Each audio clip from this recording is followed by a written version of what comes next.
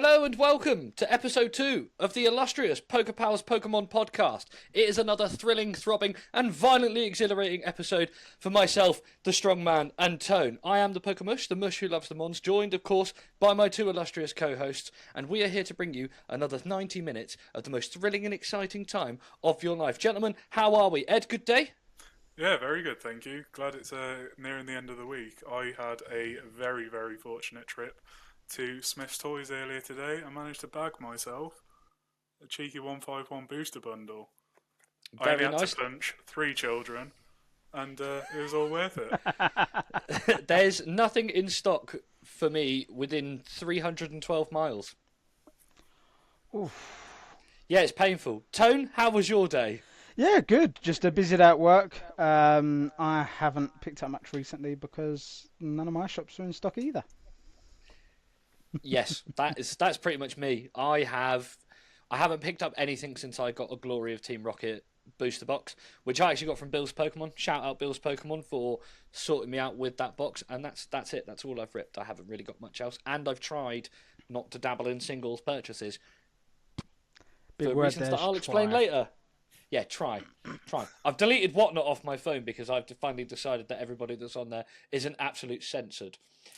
Moving swiftly onwards out of the introductions, we start our first bit of pleb banter this week to talk about the fact that Pokemon have finally announced the return and glorious rise of Generation 5 as Black and White has had brand new set announcements. We will be graced with Black Bolt and White Flare. Before we go into the details, how are you guys, starting with Ed going into Tone, feeling about the announcement of a brand new set from Generation 5?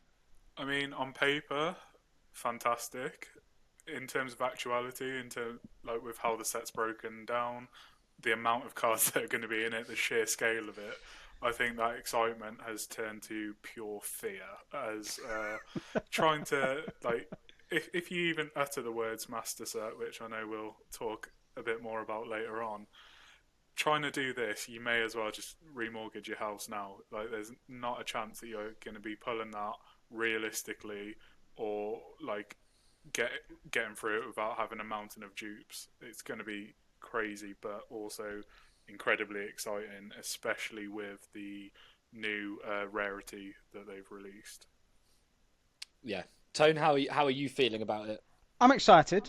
Generation 5 is not really one that I played as a game, but I've got a lot of love for it, mainly because of Pokemon Go, funnily enough. But I'm really excited for the set. However, it is just another case of it's another set. We've just got through pre-orders of Destined Rivals. It's not even released yet. And again, there's another set that all we've got to run to pre-order. I'm not made of money. Yeah, well, the Pokemon company thinks that you are, so They think. just do more work, right? Just work harder. Stop complaining. Don't spend The money moan on zones for food. later in the podcast. Yeah, stop eating, stop drinking and living, and just buy our shiny cardboard. And we all get down on our knees and say, yes, Please. okay. Please, sir, can I have one more SIR? No, you may have 3 art rares and a fucking ace. But I am very excited because I like the idea of every Pokemon is getting an art rare. I do like that. I do think there's other Pokemon, Kanto Pokemon, that deserve some art rares. But it is nice to see that other Pokemon are going to get the love as well.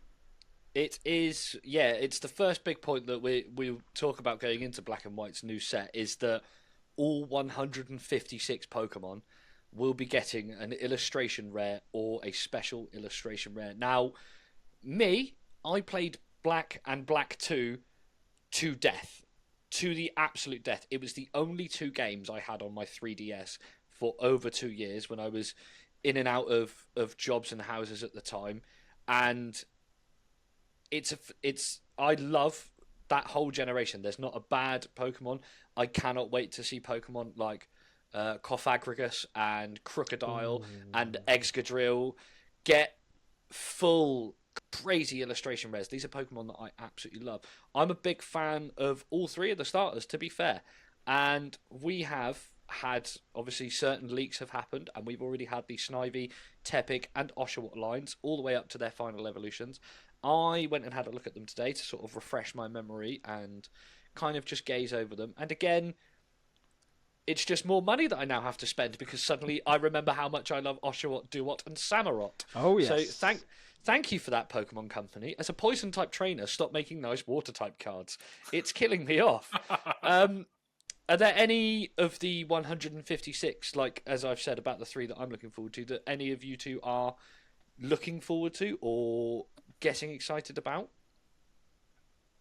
I think I am quite excited about the prospect of like a Gigalith, as I feel like that is going to be quite a.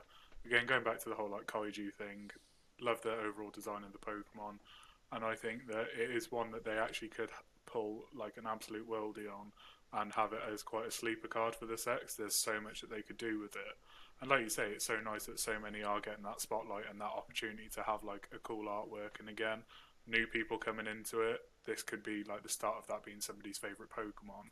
So it's very exciting to see where they go with certain Pokemon and like, as you say, like these more slept on ones. But I can't help but also worry if like this is almost going to cheapen the idea of an illustration rare to some extent, as it's now, instead of having 10 that you're going to actively seek out, there's 156 that you could possibly get.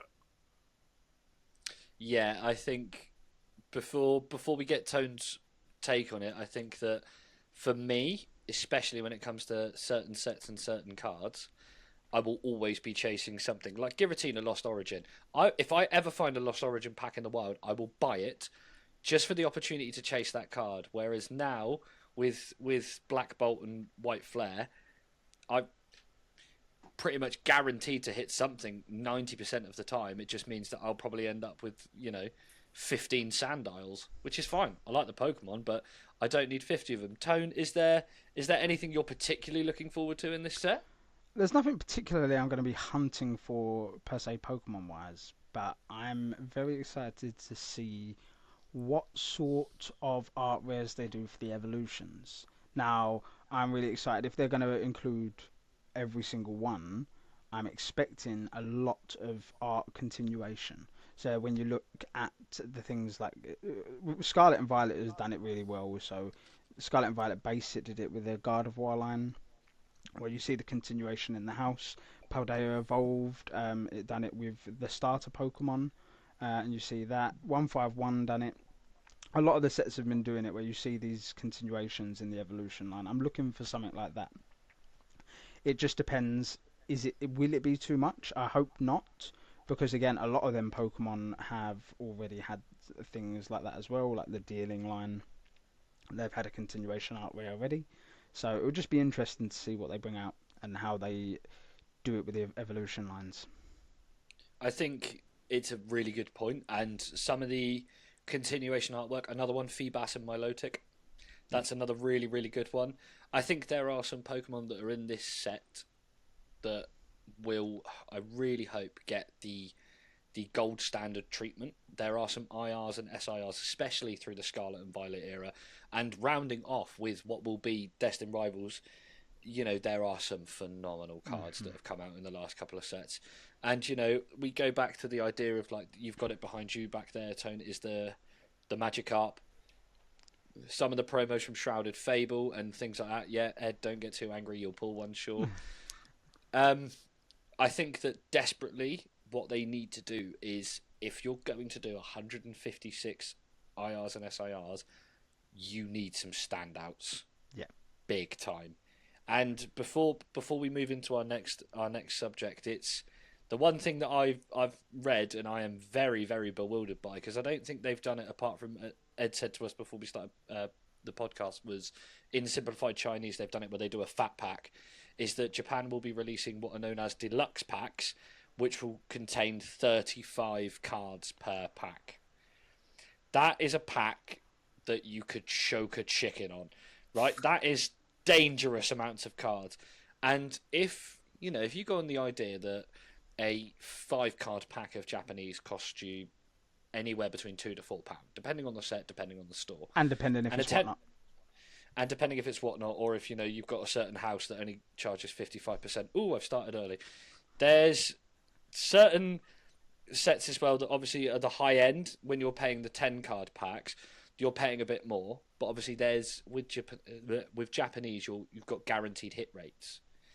So I do get it. So it will be interesting to see what the price of a pack of 35 cards does fall into, because with 35 cards you'll be likely mastering this set in 5 minutes, or at least the base set anyway. Well, I think another addition to that point is, what if these 35 packs, especially looking at how many art rares there are, will any of these 35 pack big packs be god packs? Oh no, that is a question. It's not even something that I've questioned. Can you imagine getting a 35 deluxe pack and it's all IRs? I think, as somebody who doesn't have the hands of Chris and regularly only pull a few good bits here and there, I feel like my luck died after my very early reflux into the Pokemon collection hobby. I think I'd have like about 5 or 6 in, I'd just melt immediately on the spot. Yeah. Just Absolutely. and away I go, because that's just too much serotonin, too much good chemical going through my brain at once. I melt after getting one good pull, and it can just be a regular illustration rare, and I will melt. I'm like, oh my god, I'm so excited. To get 35 in one pack would be phenomenal. I don't think I'd need to open a pack for a month. That'd do me for the month. So, and as men, we all know that just one pull is enough most of the time anyway. And it only needs to last a few seconds. Yeah, exactly. And that doesn't include the crying afterwards. On the subject of crying, let's move into what I have brought into our next subject, which is master setting. Is it actually worth it? Now, Tone, you have completed a full master set of Obsidian Flames, 151, and Stellar Crown. A lot of my soul just got hurt when you said all of those set names, but it's fine. And Ed, you're in the process of mastering like 93 different things at once because ADHD is a proven thing in your world. Absolutely. So currently working through 151 and Journey Together on the English side of things, and then I am just sort of slowly working through some older sets, picking up bits every now and then, and eventually ticking them off. But yeah, it's multiple plates spinning at once for sure. And myself, I have undertaken the task of mastering my first ever set. I am currently in the process of mastering the glory of Team Rocket. I saw this set in conversations that I had with both of my fellow co-hosts and friends, and there is not an artwork in this set I don't like. Even the common base cards for me are absolutely banging. There are some great common bases, and I think that a lot of the things that personally put me off since I've been back in is collecting is that I get too excited and too picky. Like, I want IRs and SIRs, and some of the EXs can be quite nice and the full arts, but I don't really care for the bases. Whereas this set, there is not a card I dislike. I actually think the only card I dislike is the Regirock EX full art, because I just don't care for the Reggies. And that's not an insult to the card or the artist. I just don't care. Yeah. Otherwise, the rest are phenomenal. So for me, to answer the question, is master setting actually worth it? I think when it is finished and when I get to sit there and I flick through my binder and I feel accomplished for the first time in my 32 years on this planet that I've done something right, Dad, are you watching? I will finally feel that joy that I think a lot of people have felt when they have completed a master set. Now, we'll save Tone for last because he is actually finished mastering. So for me, I'm at about, I'd say 80%. I've done base, and then I've got all the art rares and a few more SIRs to go. So, Ed, for you, obviously mastering multiple dishes at once, like Gordon Ramsay with 8 arms, you are my champ in the kitchen. What is it to you that appeals to you about doing a master set? What do you enjoy about it? What do you dislike? The beauty of master setting for me is the fact that, similar to like you said there, you get to actually enjoy everything that you open, and like even down to like the most common artworks. I mean, I know I've said to you both separately before, but like in Journey Together, for instance, that Iono's Voltorb is one of the most beautiful cards I've ever seen, and it is just a common card. It stops you from opening a pack and just immediately skipping straight to the back 3 cards to see what you've got.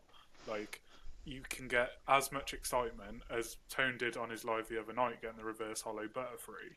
Like the fact that you can do that and have that much joy from pulling a reverse hollow that's just an uncommon basically is incredible. It gives you something that you can work on actively and also passively, because like some months I might splash out and actually buy one of like the bigger cards from 151 that I'm still after, or I can get a few more packs of Journey Together because it's so readily available still, and actually just try and pull something out of that. So I think I'm down to like 9 cards now, and some of Very them nice. are like the just full art EXs. So I know I could pick up, say, like the Salamence EX for £4 or £5, but because I have that flexibility, I'm like, I could either pull it myself from a pack that cost me £4, or I could pay that extra pound to get it guaranteed. I'm not desperate at the moment. I'll enjoy the chase a bit more, but like these cards are always going to be there, and it just stops you from immediately going to the right. I need the biggest pull from this pack right now, or this pack was a wasted buy. Yeah. You appreciate the artworks. You get that little serotonin hit of filling in another slot in the binder. And one thing I actually hadn't thought of until Tone said it then, but the overall like beauty of seeing a set in completion when it's laid out, when considering like Black Bolt and White Flare as well, that is probably going to go down as one of the prettiest sets that you could ever master set in terms of how it would look in a binder. Oh yeah. And that's Oh just yeah. something you can just pull it off the shelf and just look at it like every now and then. I flick through my 151 and Journey Together, and even just my regular binder all the time, just because I'm like, wow, this is all like stuff that I've collected, stored, and it has like meant something to me. And having that master set and that 100% completion, and even thrown in some of the promos as well, like it just gives you more ways of collecting, which is never a bad thing. They're gonna have to do a custom binder for that set as well, because how are they gonna fit all them cards in one binder? Yeah, right. Vault X are going to have to create the mega binder. There's I always forget his name. Deep Pocket Monster Official has the Giga Chad binder, Yeah. which is Yeah. like 100, like I think it's 100 or 200 cards per page, where he's got the entire Pokédex in one. I watched a video of his recently on YouTube where he does upgrade 100 cards in one trade night. Love the dude. His content's fantastic, and his binder, honest to God, just 3 or 4 turns of a page, and that would have me melting in spots that I forgot I had. It's definitely something for me that as I get older, I appreciate what's in my binder much more. Like I currently have I've mastered Arbok. I have one of every Arbok card available. I'm not doing one of every common holo in reverse because that would make me mental, and I already have enough of those issues. But I've got one of every card. There is one of every artwork in my binder, and I'm currently doing Steelix and Scizor as well because they are another Stunning. top 2 of my top 5. Maybe one day they'll give Fortress a bit more, and Weezing will get a bit more love, and I'll do both of those as well. But yeah, for me, I've never done a set. So it's very exciting. Now, Tone...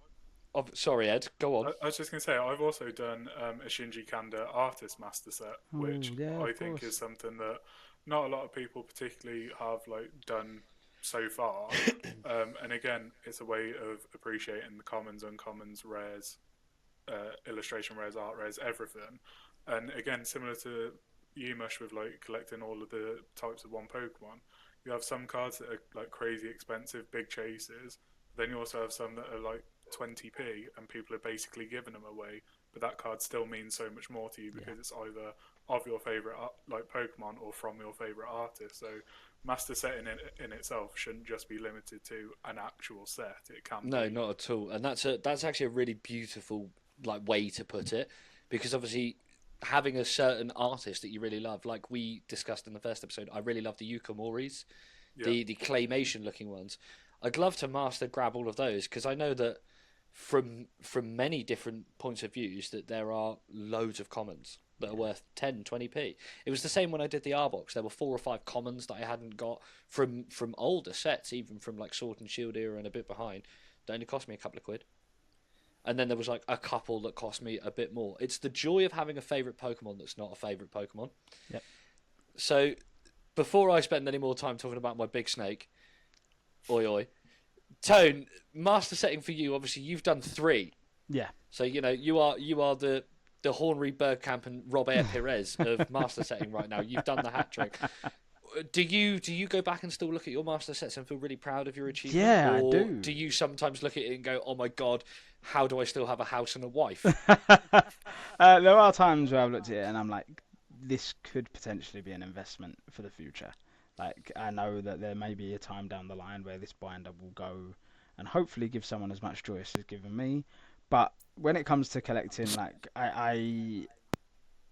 in one way or another, I always try and be a completionist. When I was growing up, I didn't know enough as a kid about each individual set. I just cared about having one of every Pokemon and tried my hardest. And I think I almost did complete it as a kid, getting one of all the original 151. My OCD and ADHD brain made me keep them in order at all times when I weren't playing with them. So I learned the 151 in order. That's my little personal skill, that I know them in order because of that reason I had to put them back in my binder in number order.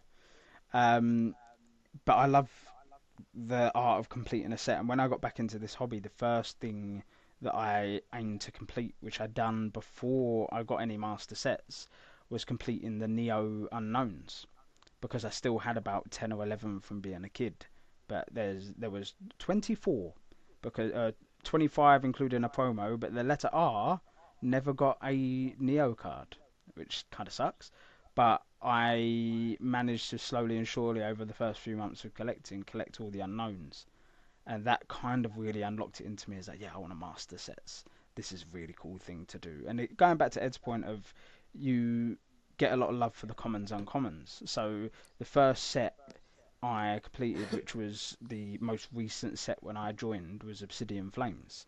Again, not to cut too much into pricing just yet, but pricing less than 2 years ago was much cheaper and easier to get a hold of.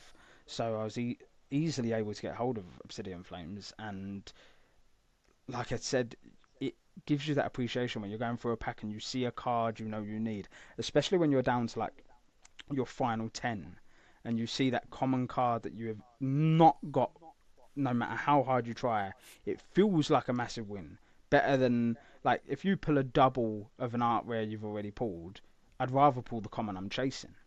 And it was a big thing when you're opening a new set. There are people out there that will open new sets and go, this pack's rubbish, this isn't a good pack. And I'm like, every card in that pack you probably need is a good pack. When you first start out collecting a set, you need all them cards. It gives you that love for the set, and the moment you finally complete it, it's quite funny because I was at London Card Show both times I completed Obsidian Flames and 151. One LCS I completed Obsidian, the next one I completed 151, and it's like a massive weight is lifted, and being in that public space as well and being around fellow collectors, and it's like I remember the 151, I was surrounded by people in the community and I was like cheering because I'd finally got the Charizard and I got it for less than 100, and I was buzzing, and it's just knowing it's complete. And then yeah, like you said, do I go back and look for them? Yeah, I do, because that was my achievement. So I'm like, I want to appreciate this, and That's that's special. my binder. And I don't know why my brain's done it, but I've just got this image of you at LCS with your binder and just laying on the floor like the opening to Platoon, just ah! And just shouting up at the lights like, "I've done it! It's finally happened!" Chariots of Fire start playing. Slide.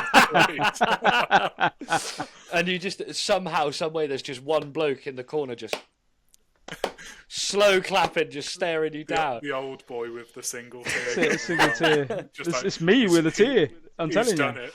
The son of a bitch has done it. I can't believe it's finally done. No, honestly, and yeah, but it stems from going back to Ed's last point. It stems from the collecting smaller a smaller set of the unknowns first, and I'm still collecting unknowns, but unknown is I think the third most cards there is. I think there's about 96 unknown cards.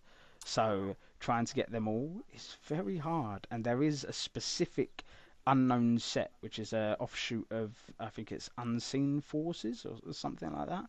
And some of them cards are like £10-20 alone, and there's 28 to get. So it's Yeah, not that's easy. Um, that's that's a lot of cards yeah, for.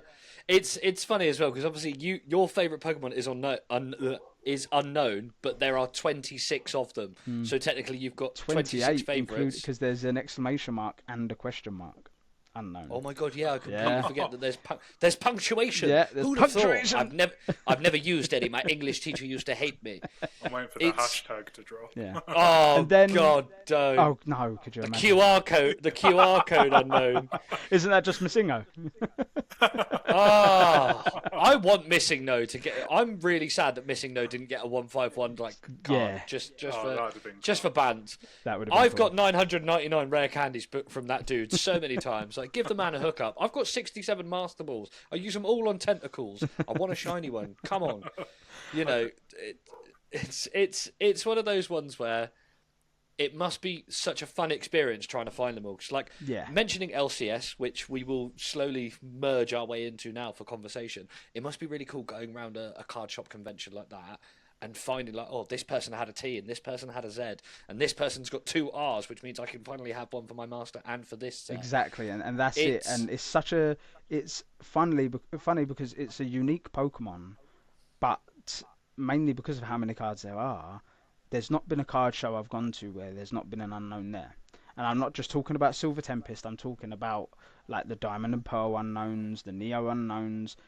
It's available and it's so good to see. But yeah, like to round it off, completing a set is, to be fair, the one set I've not even discussed about completing, which was a big thing for me at the back end of last year, was completing the Pokédex. It was a task I set out to do last May. I was sitting on about 4,000 bulk cards, and I just went, do you know what? I could probably start a good Pokédex binder out of this. And in one very long 5-hour sorting session, I managed to get myself 650 of the 1,025 Pokemon there are. And then with the grace and love of the people in the community, I managed to get one of every 1,025. And that, That's to be honest, was a much bigger sense of achievement than the master sets, because I was mastering the Pokédex, one of the things that started this whole genre of The reason why Ash Ketchum left I his house. caught them all. And I've it caught was them all, that feeling, exactly. and yeah, and I had a couple of prerequisites before. I was adamant that I didn't want to spend more than £3 a card because I was happy with the commons and uncommons. I just wanted one of them all. And again, a lot of people ask me, why don't you do art rares? Why don't you do this?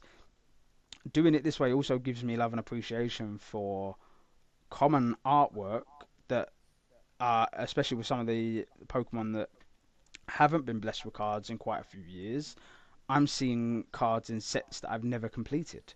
And I'm seeing really unique artworks to me because I've missed all of them generations, and giving me more love for the hobby, more love for the cards that there are. And I tell you what, that's probably the binder I flick through the most, because I'm just like, ooh, because that's all in number order and I love it. And I'm very close to also getting all the variants, which is another 53 or something on top. Basically, it's 1,083 in total, and I've got one left to be delivered, and then it's done. That's awesome. I think what's interesting to call out here quickly before we move on is that all three of us have actually spoken about master setting strictly from the collection point of view. Like, we've not focused at all around like the idea of the potential value that it will have in the future. Because we all know that, say, like a 151 master set, off the top of my head from last sales that I've seen, dependent on condition of the cards, you can get it from, say, £1,100 to about £1,600, which is obviously like a decent chunk of money. But then if you got the Charizard, Venusaur and Blastoise all in a PSA 10, that alone you're probably scraping close to like £800-900 just on those cards alone. Yeah. So in terms of value, if you've got a vintage master set, absolutely. But again, the real value from that again comes from the gradable potential of those big cards. So just wanted to quickly shout out that master setting is more of a collector's thing for you to Totally. enjoy, like, forevermore, over the actual financial potential of completing and mastering a full set. 100%, and it's been proven on Whatnot and other places that people sell. Is I've seen people break a master set on Whatnot and sell cards individually, and they make far more money breaking the cards and selling them like that than they do selling the whole set together. And dare I talk about people want to knock money off a full master set. They want to save money. So it's not maybe the value, but definitely the collecting side, and the reason that most of us are in this hobby. It's that sense of achievement, that sense of love for what we're doing. 100%. For sure, and for me as well, being my first set is a Japanese set, which I know that come 2 or 3 weeks from now, when Destined Rivals hits that market and everybody gets hold of Heatwave and Glory combined into that one giant English transformer, it's going to be that my set will be worth a third of what it was right now. And I couldn't. The only thing that I think of when I look at my master set now is how much will it cost me to complete it. I don't care about how much it will cost when it's completed. I don't care that if at the end of it I complete it and it goes, oh, by the way, you've got the Giovanni and the Ariana and the Mewtwo and the Crobat and the Nidoking, and combined they're worth $1,000. I'll go, that's nice, I'm worth 2. I'm not giving you my cards. And it's as we segue now into the LCS tickets that have gone live for August, where, by the way, us three here at the PokéPals podcast, we will be attending live. Yeah, we will. Come and see us, wave hello, answer our questions, make content for us. I will be using LCS basically as an excuse to help myself finish my master set if by the time that comes around I haven't finished it. I've already done a booster box. I've basically done base set bar one card as it stands, as this episode's being filmed. So it's not something that I'm stressing about or that I'm worried about, because I know that come August we've got LCS and other things to be revealed later. I've got time and space to enjoy the collection side of it, as we say, because I don't care about finances. So LCS, I've never gone. And this is going to be my first experience, and I am very, very blessed and gracious to be going with my 2 illustrious co-hosts here from the PokéPals Pokemon podcast. Say that 3 times fast. And a ton of our PokéPals that are also coming with us. It is going to be a beautiful, beautiful day. We are all going on the Saturday. Some of us will also be doing Sunday. If you see us about, give us a wave, give us a shout, come and see us, come and take a photo, come and hang out, come and answer questions, come and tell us what you love about the podcast, tell us what you hate, tell us how you can't deal with Tones moaning anymore, and we'll just stop listening to you, because there won't be a week where we don't enter the moan zone. It's what we do best. And we've discussed enough about master setting, we've talked about black and white, we've discussed that we're going to LCS, and I think it's about time that we got some dodgy things off our chest. So as we go from all of our good stuff into the bad stuff, it's time for us to go into the moan zone with Tone. Alright, so this week I want to talk about pricing. Oh, I'm going to start quite soft. Just pricing since Surgeon Sparks. You know, starting soft and raw. We've gone from last week, go from I like it raw to I'm starting soft. Next week it'd just be and I'm finishing hard. I do finish hard. Yeah. Thank God for that. No, I'm starting to talk about the then versus now. And as I've recently alluded to, I've only been back less than 2 years into the hobby. But when I was back, I could get a booster box for 95 to 110. 110 was max what I was paying. I don't really buy booster boxes and stuff off Pokemon Center, but I'll buy it from other card stores. People like shout out Binderful, and it made it feel so much better and enjoyable. I know that sounds silly, but again, loads of us in this hobby aren't made of money. So if we've got a price set in mind, fantastic. Then comes Surgeon Sparks. And because of one card in that set, which, if I'm honest, isn't even the nicest Pikachu card in that set, but one card made that booster box, no matter where you're looking, be minimum 155. 140 if you're very, very lucky and you're making yourself go soft and hard with someone else. Yeah? Very, very lucky to get it cheap. And that really annoyed me because I have tried to, going back very quickly to the Master Set, I tried to collect all of the Scarlet and Violet base sets. Gave me another sense of completion, and again, love for the common and uncommon cards. And Surgeon was the first set that I could not do that because I couldn't get my hands on readily available stock, and if I was to try and do so, I'm spending far more than I was ever used to, and I just didn't like it. So as a collector, I put my foot down. I said, no, I'm not going to do it. And then come Prismatic. The less I say about them prices, I'm pretty sure I mentioned Prismatic last week, but being the worst set of S&V era, yes, Chris, that's what I said. It really upset me seeing the prices that set goes for. And I can't even say like last week it was whatnot. It was everywhere. It was stores, online, on Instagram. Anyone selling Prismatic were asking for an arm and a leg. And they still are. That's with another set out and another 2 sets on pre-order. Then come Journey together. Oh, go on. You jump in. No, I was just going to say, obviously, at this point of the video, Josh will be watching and scratching his face because he'd have probably brought more Prismatic while we're having this conversation. But I literally, to this point, last night, I went on Whatnot and was just sitting around having a flick through because I was bored. And sometimes it's nice to just jump in a stream and hang out with some people if they've got good stuff going on. And I saw Prismatic packs in their store for 18 quid a pack. And I immediately, and I genuinely, or 2 for 18 or something, even then, still, you know who you are, and if you know who you are, stop doing it. I immediately logged, and I'm not going to name and shame because I'm not one of those sad people that needs a vendetta, but let me know and I'll do it on Insta. Yeah, we'll talk about it later. But again, it's one of those ones, right? They're like, fair enough if you're really into that set and that set does something for you.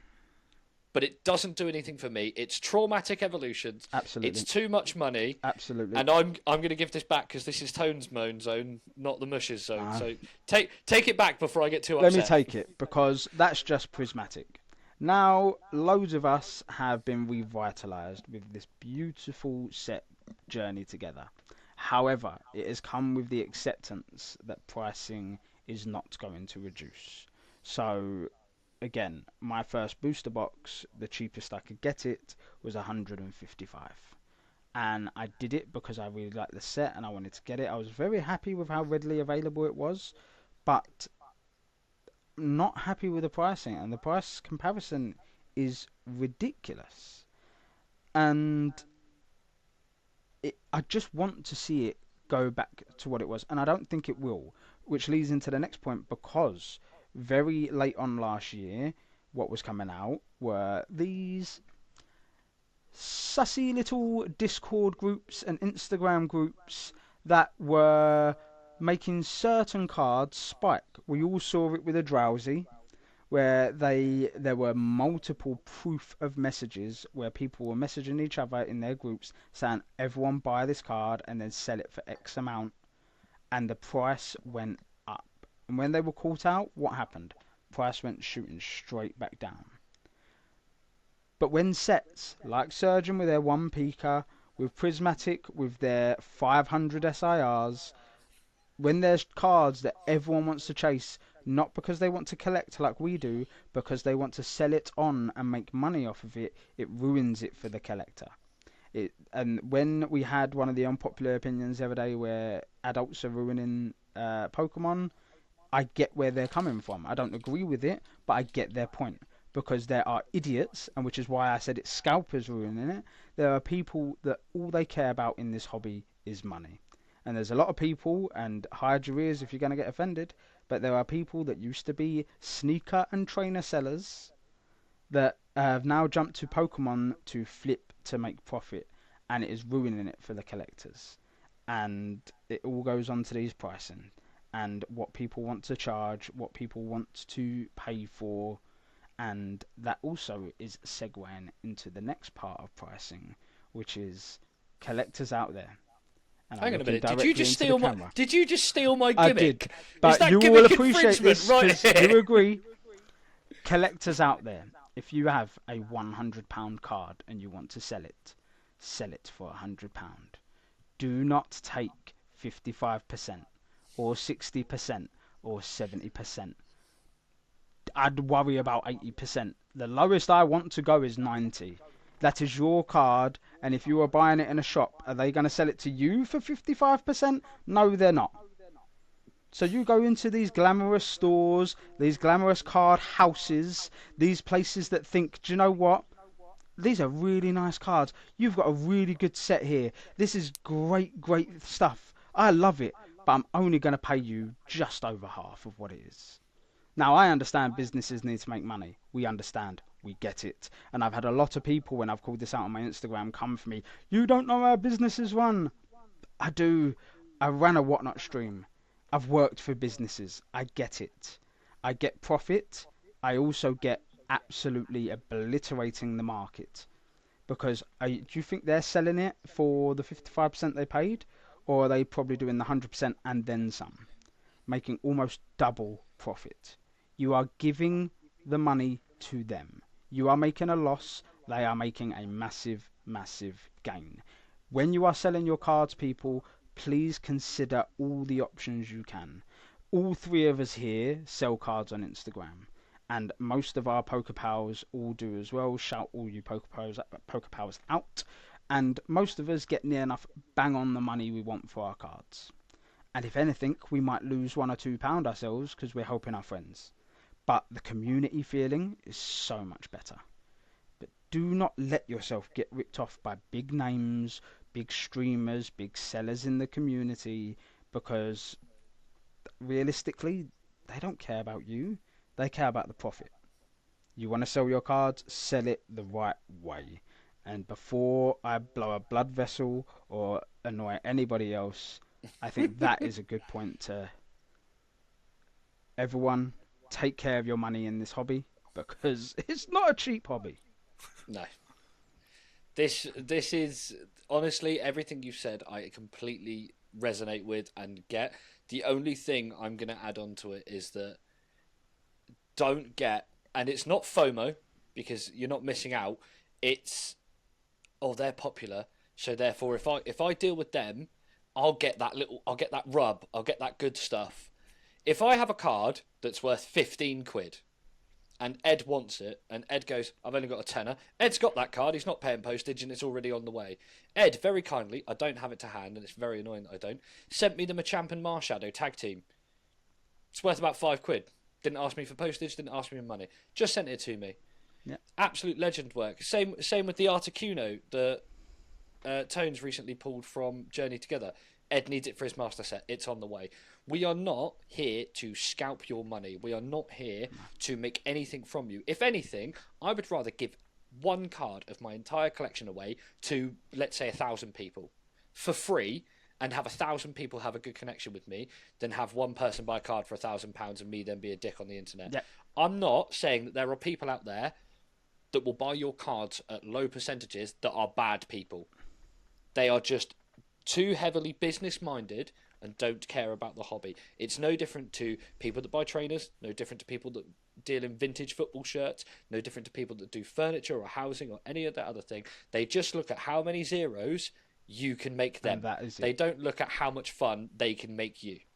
As well, I think it's just that opportunistic thing as well of like the quick fix, and with like the biggest saying that I hate at the moment, in line with what Tone's been saying, is like, oh, it's just the market, bro. Like, that is the thing, is like, all it takes is one person to be like, oh, that £150 booster box is now £170. Oh, let me check eBay last sold. Oh, it's been consistently 150, but someone's just done 170. I guess it's 170 now. And then someone thinks, oh, you know what? It's gone up 20 quid in the past week. I might push it up, just buy another fiver. What's another fiver while we're here? And then all of a sudden, that £150 thing, there shouldn't be that much anyway, is now scraping £200 because somebody's just gone, I reckon someone will pay it, and someone has. And then that just becomes the status quo. Same with buying collections at 40-50% and being like, oh no, I'm doing you a favour by doing that big cash out. Like, yeah, if you want that quick cash because you're desperate, that's fine because that's what you need to do at that time for you. But for that to be the status quo, it's just poor. It's so bad. ridiculous. There's no reason for it.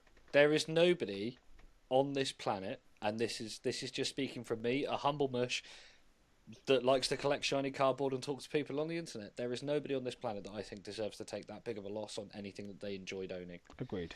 100%. Like, and if you've got something that is deteriorating, like my PlayStation, right? In 5 years, my PS5, after being destroyed, desolated, screamed at 1,000 times, and had 3 controllers thrown at it because somebody beat me 3-0 on Ultimate Team, it's probably not going to be worth the £500 I paid for it when it was brand spanking new on release day, and that's fine. That's a depreciating item. This t-shirt, it's not going to be worth the £20-30 I paid for it in 10 years. I'll have sweated in it, I'll have probably stretched it because I'm chunky, and that's fine. I'm ready for that. For but when me, I it's have worth something... Fair enough, thank you, I appreciate it. I've got socks for you in the post. But when I've got something like a slab, for instance, that I've bought and I've graded myself, and it's grown, you know, even if it went from £50 to £70, that's a lovely bit of growth. But there are not many cards on this earth that I will pick up and bring back to my collection that I immediately am like, I own this card and I'm going to sell it in 2 weeks because I want to make £100. I buy it and I hold on to it until there is a day where I no longer wish to own it, or I wish to sell it to make money to profit other cards. Yeah. It's not like I'm suddenly going, right, this card here, this card's now worth nothing to me, but it's worth £300 on eBay, so I'm selling it, and then with that £300, I'm going to go and buy 4 people's entire collections because they're dumb enough and own Vinted. It's not worth it. Enjoy your hobby. Don't get ripped off. If you feel Absolutely. like you're being ripped off, use the internet. Look at eBays, look at the averages, talk to your friends, have a conversation with people that aren't standing there waving cash in your face. Absolutely. And for everyone that has seen my many rants on Insta, there are people in the community. Any one of us three, loads of the lovely people on Insta, message people. Just reach out to someone, just get a bit of clarity. What I do, especially when I'm selling cards, because I try and be very, very nice, because I'm not in it for profit, I go to the buy it now so that I know what it's sold for direct, and I filter by lowest price and postage. And then I do an average around the lowest ones I see, because I'm not going to the highest and then adding a couple of quid on. If I'm charging you a price, it's because eBay has shown me it as the lowest possible, which is what, if someone can go and buy it from somewhere else for cheaper, I'm going to offer you around that figure as well, so I'm not doing you a disservice. And that's how I think it should be for most people. Now, I understand again if cards have increased in value for longevity, harder to get, if they're pristine and we go into slabs and PSA 10s and all of that. Yes, I get it. But do not let yourself get undercut because people want to make a profit. And this goes out to all the children out there. This, again, going back to this is a children's hobby as well. Parents, if there are any parents listening to this, do not let your son or daughter go up to any big name or any big YouTuber or anyone that's big in the scene and let them accept 55% for a card. No, I think with these celebrities, and I use air quotes because you're just a face on an Instagram or a YouTube channel. None of us are, starring in Hollywood movies. We're just people in the community that not yet, Tone. I know that your agent's looking for jobs for you, but we are literally we're all nerds. We all like weird stuff. We collect shiny pieces of cardboard about magical creatures that fight each other with powers. Make these people live up to their hype. If they are hyping themselves up as the latest and greatest, then they should be giving you the highest and latest and greatest prices.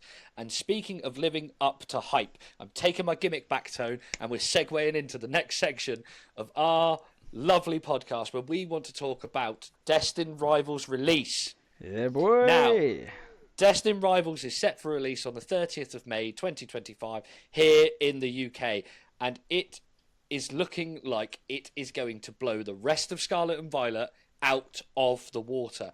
Now, I obviously, as discussed earlier, am collecting Glory of Team Rocket, which is what's going to be one half of Destined Rivals. The other half being Heatwave Arena, which Ed, our lovely strong man, covered last week in the Strongest Analytics. So my question to you boys is Destined Rivals going to live up to the hype the hype of Glory of Team Rocket and Heatwave. Do you think it's going to live up to that hype, and do you think it's going to blow the rest of Scarlet and Violet away? Before you both answer and before everybody gets really offended, I think it's going to blow it all out the water. It's going to be the best set in this set, and that's why it's the final one. Yes. Next question. No, in short, absolutely. This is going to be the best main set that we've had throughout Scarlet and Violet. The only reason I stipulated with main set is because we had 151 as a special set. If it wasn't for 151, I would absolutely say that this clears anything that we've sort of had previously. I think the big driving force for this, for me especially, as we all grew up with, is just the nostalgia element of it. Like the fact that we've got the throwback to Team Rocket. It's not the Team Rocket we knew and the one that we love so dearly. I'm still not over the exclusion of Dark Pokemon.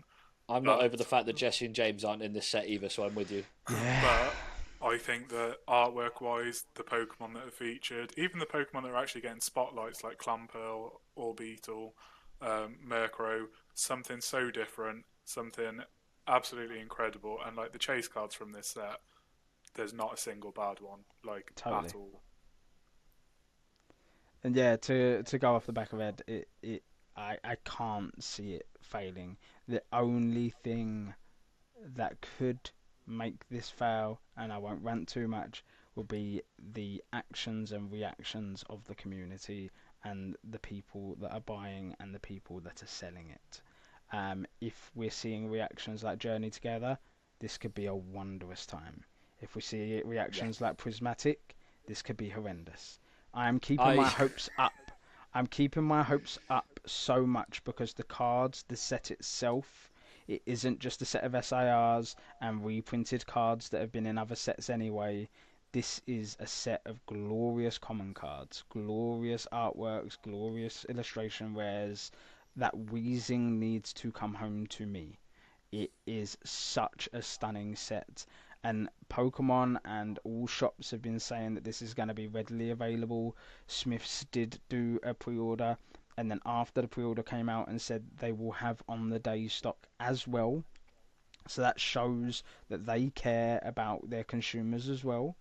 And we talk about the negatives that happened during Surgeon and Prismatic, but with Journey started, and I'm hoping Destiny takes it the whole way of bringing this hobby back to where it was, which will round off Scarlet and Violet in such an amazing way. And again, the nostalgia aspect, very, very exciting time. And I've managed to get a pre-order. I managed to get one. I'm the only one on the podcast that hasn't got a pre-order. So if you out there want to donate to me, the Mush, any of your pre-order, I'll put a PO box somewhere. Even though I'm not American, and we just do Royal Mail, which will probably lose it, and I'll get it by the time Black Bolt and White Flare comes out.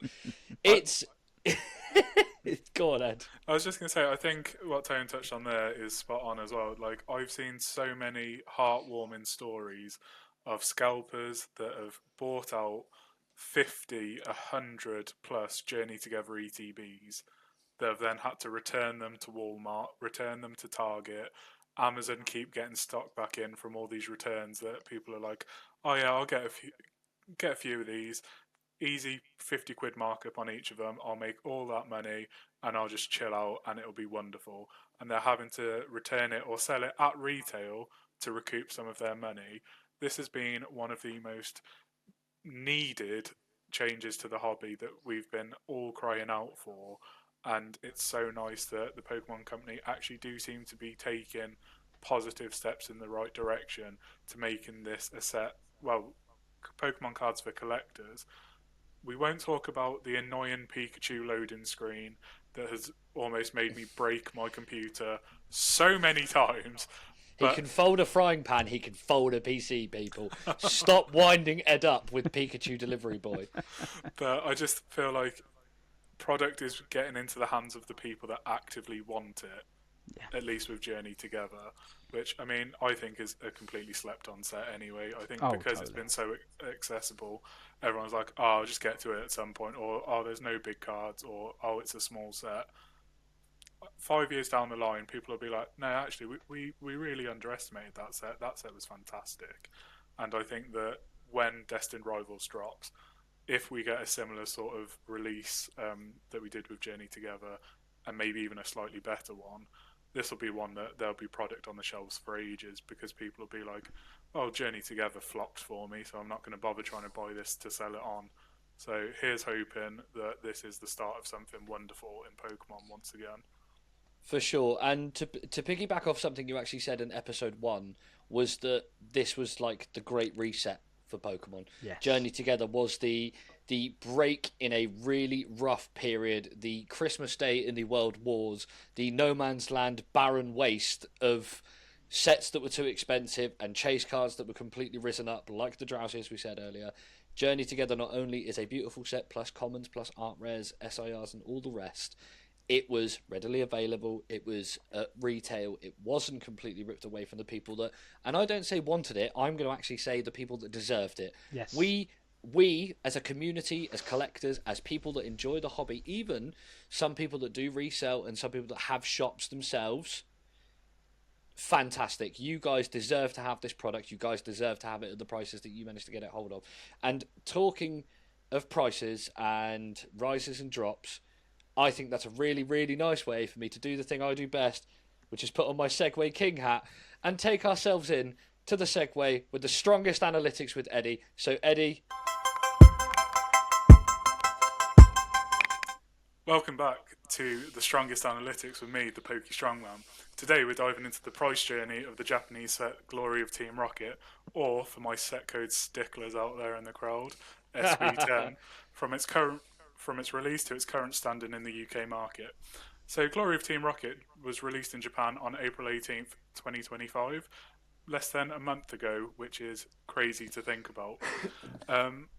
This really drove home a lot of nostalgia for Pokemon collectors, as we touched on previously.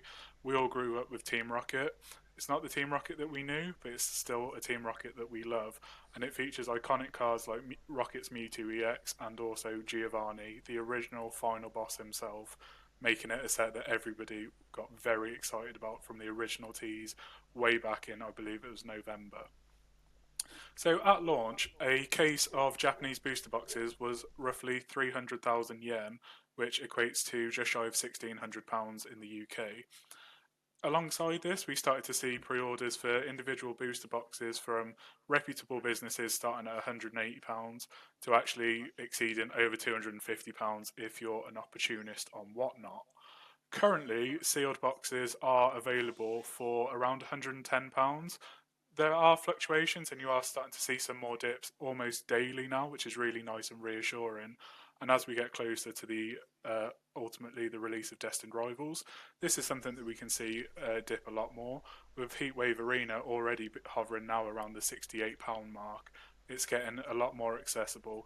I'm definitely going to be picking up some Japanese booster boxes myself, just to have on the shelf and display, because the artwork on a Japanese booster box is beyond chef's kiss. Yeah.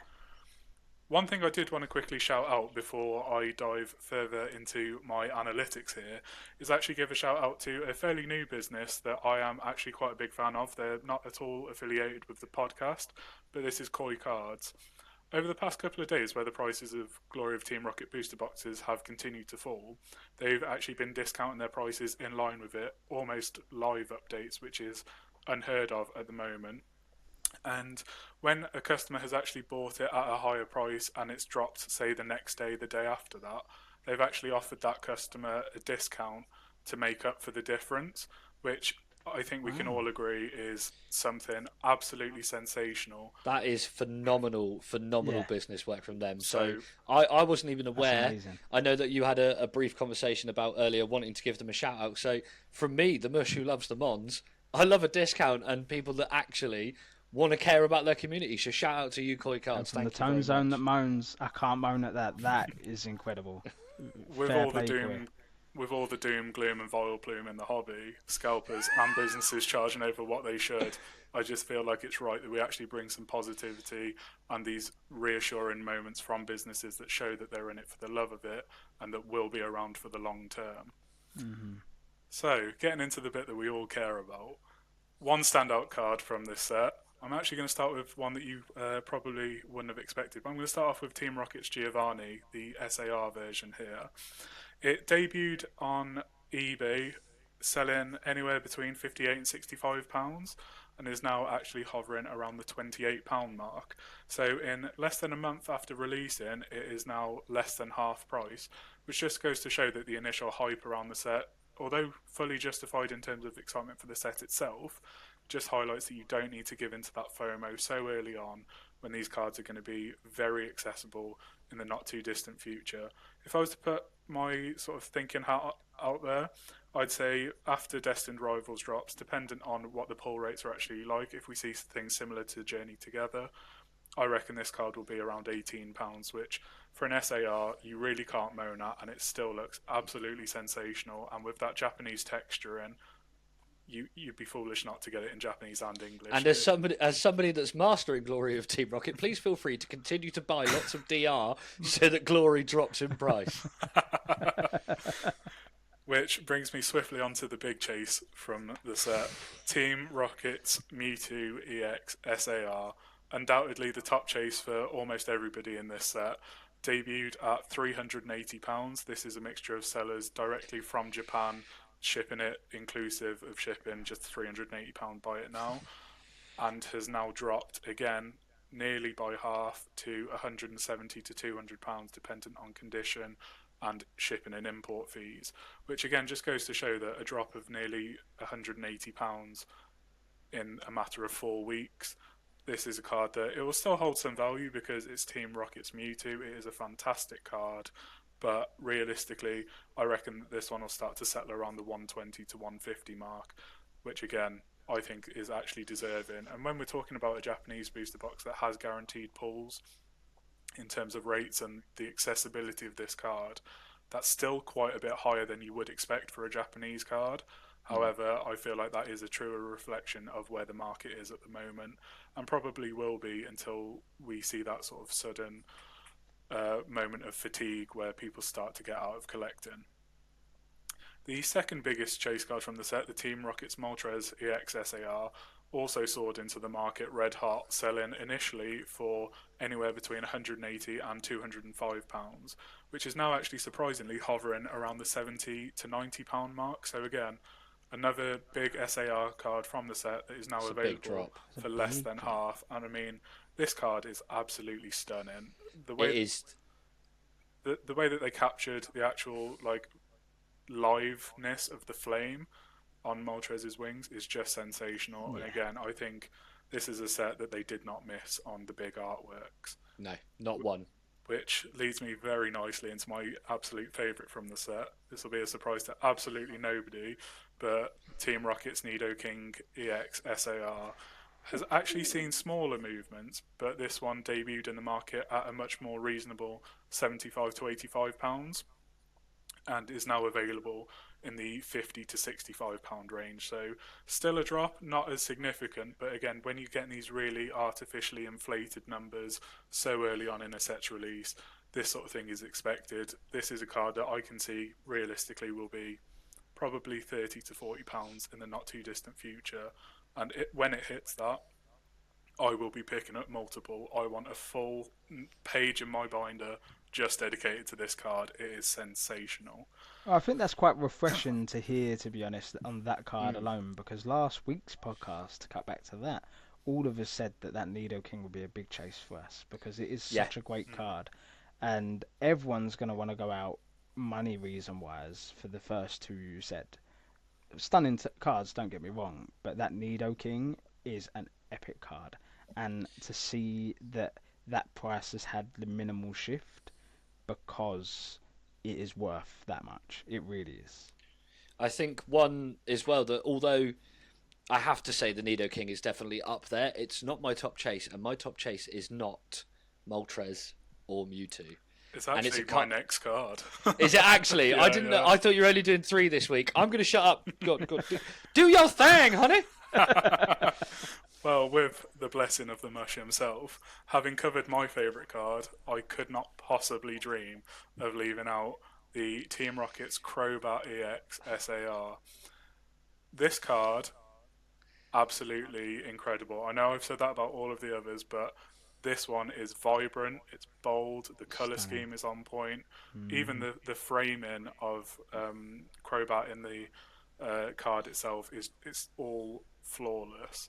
And because it's a slightly more out there Pokemon, this actually saw quite an initial demand at debuting in the market between 100 and 115 pounds, which when you think of, we have the nostalgia hit of another Giovanni's Nido King from Gym Challenge, Gym Heroes, and also just the Nido Kings we've had growing up.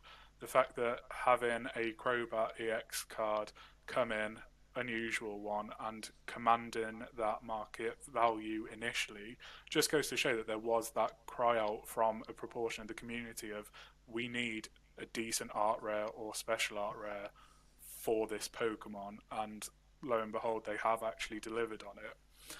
Because of this, though, it has seen quite a decrease in the market so far. It flew in, as I said, between 100 and 115 pounds, and it's now hovering around the 42 to 55 pound mark, which again, when we're talking about a Japanese card, is still sort of up there for a modern set. However, again, when you think that this is a Crobat that hasn't had love in previous sets, it's now getting the love from this one. I wouldn't be surprised if this one doesn't drop too much more. It's one that is quite unpredictable in the sense of everybody that would be willing to pay that high price for the card has probably already done so.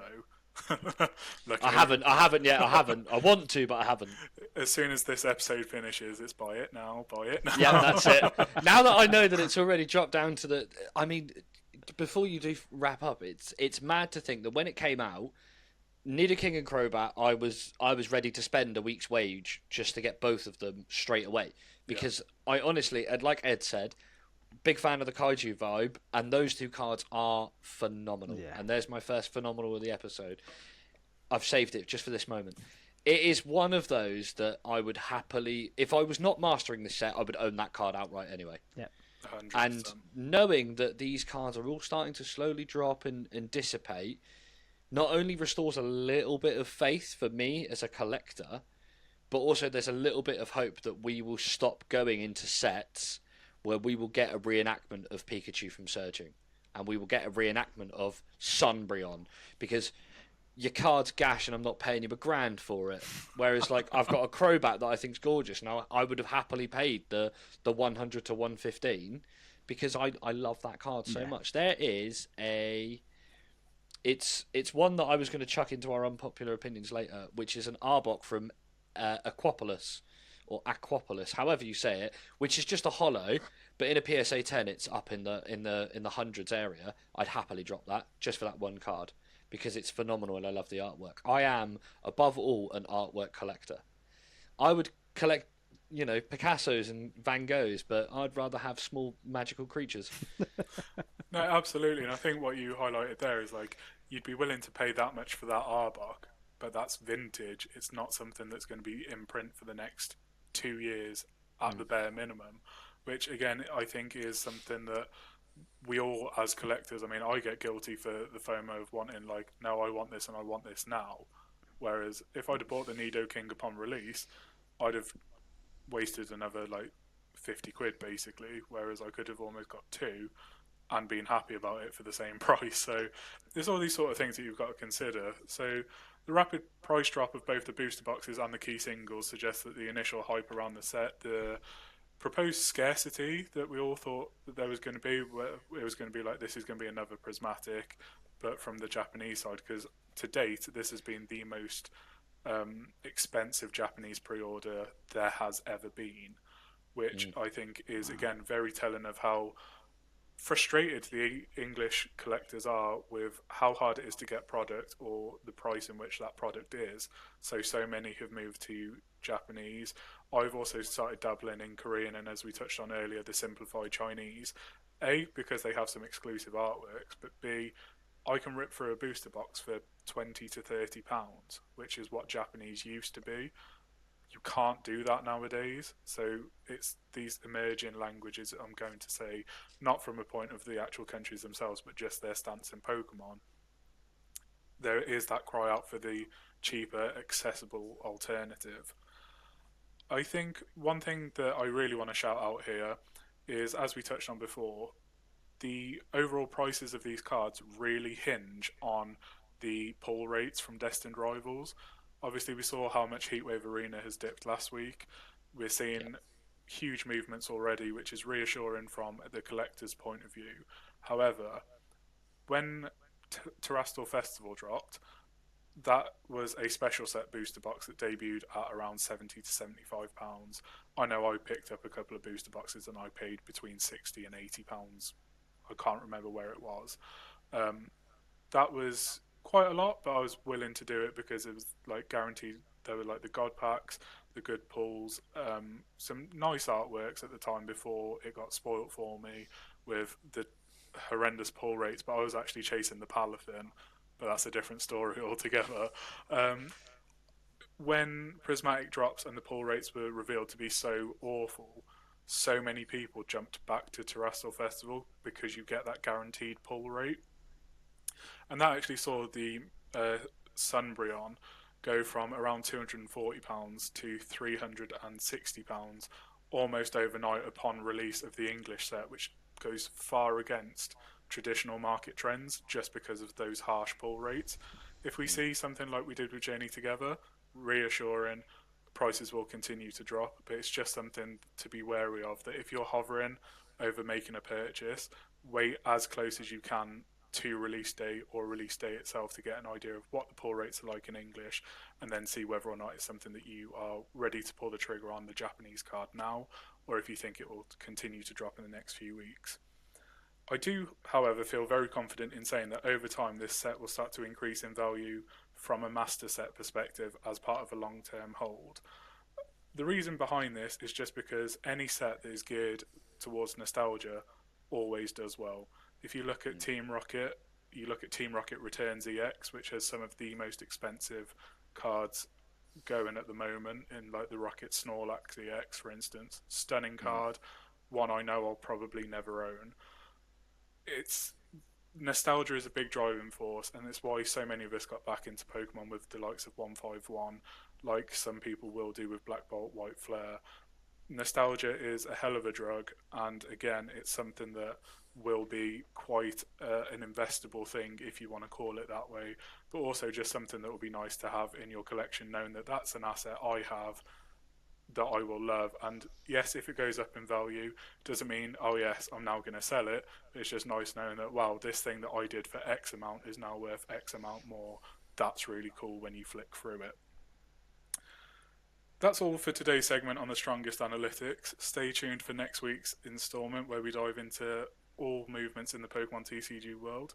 Until next time, happy collecting, stay strong, don't give in to FOMO. And speaking of FOMO, let's take a look at this little card of ours. Thank you ever so much, Ed. As always, your analytics bring me a little bit of joy knowing that all the money I've spent is either worthless or really worth it.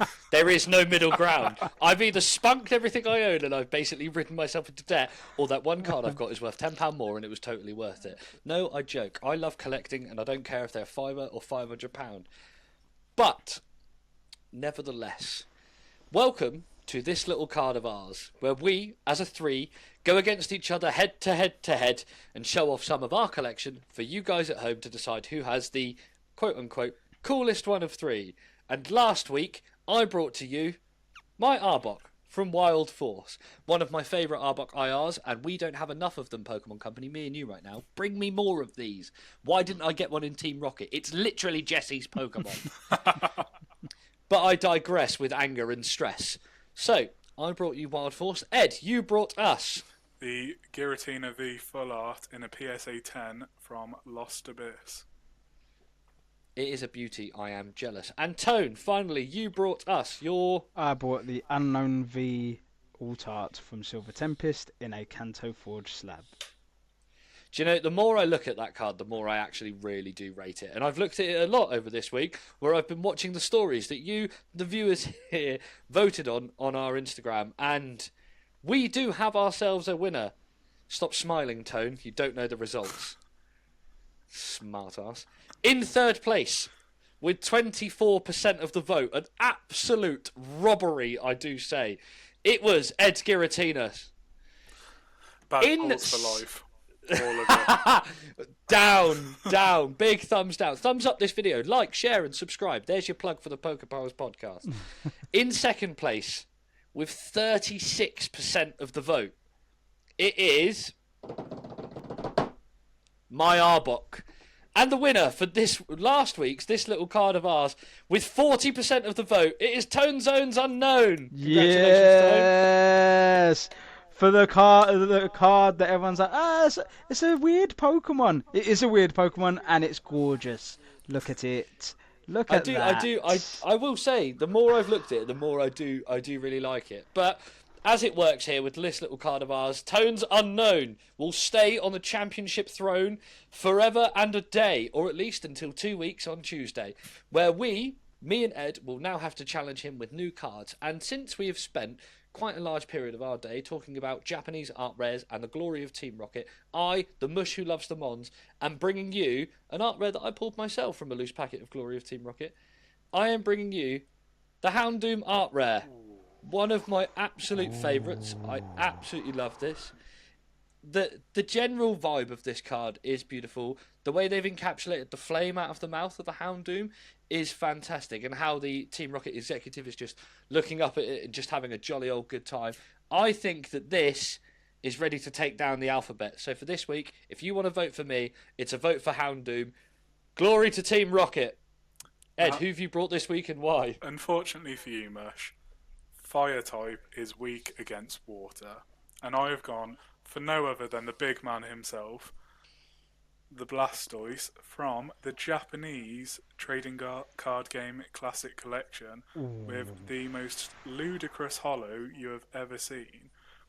Iconic artwork, reimagined in Japanese, absolutely stunning. I don't think you can get much better than this base set beauty. If you couldn't fold frying pans, I'll be at your house right now taking that. Oh, yes. That is an absolutely nice gorgeous cards. card. So, for this week, if you want to go and vote for your winner of either Mush's Houndoom, Eddie's Blastoise, or Tone Zones Unknown, you can go and find us now on Instagram. At PokéPals_podcast, you can go there onto Instagram. Our stories will go up the day after this comes out, so Wednesday it will be up. You can go and vote for your winner of this week's This Little Card of Ours. Something we do. Oh my god! Why is it to hand? That's what I want to know. Why is it to hand? Is that now? If You say anyone breaks it like into there's only one. The house is littered with them. I'd love if he just panned the camera and there's just He pile. panned.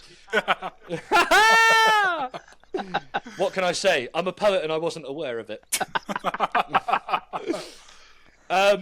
Yeah, I'd love if anyone ever broke in your house, you're just asleep, they open the bedroom door and you just raise the frying pan up and go, see this? That's you. And they just go, no worries, Mr. Ed, thank you for your time, and just shut the door and bugger off again. I sir, don't thank use an you. alarm system because as soon as they step in, it's just the sound of pans on the floor. So Home Alone, but it's just kitchenware coming down the stairs, pre-folded. if you make it to the staircase, an air fryer's coming down. Like Ninja to the face, and I don't mean a Shaolin. Moving on away from this little card of ours, we go to our final segment of our podcast where we reach out to you guys, the viewers and the listeners, where you give us your unpopular opinions, and this week, some questions for us as podcast hosts. Now, there are a couple of the unpopular opinions that I've read 3 or 4 times, and I've had to adjust them. Please, obviously I am aware that some of us do occasionally drop our little potty mouths and we let a little bit of naughty come out of our lipsies, but please, when you are writing in, please try to lower the amount of F's and S's you use, because I have a tiny little brain inside my tiny little mush head, and I will write them down and then read them. Like Ron Burgundy from Anchorman, I will read anything you put on the teleprompter. I'm one. And I write Burgundy. the I put the clip into our group chat earlier of when they sing Afternoon Delight, because I've been singing it all week for no reason, because I'm going to find my baby and I'm going to hold her tight. It's the bit when it changes to Brick singing and he's just singing in the high-pitched voice. Oh. So, our first unpopular opinion for the week, and I wonder if you can figure out who sent this one. And if you can, extra point to you guys.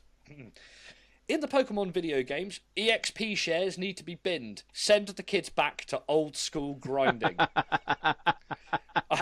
when I wrote this down and I I read it out to myself, I'm currently playing Pokemon Crystal and I'm doing a bug type monotype run.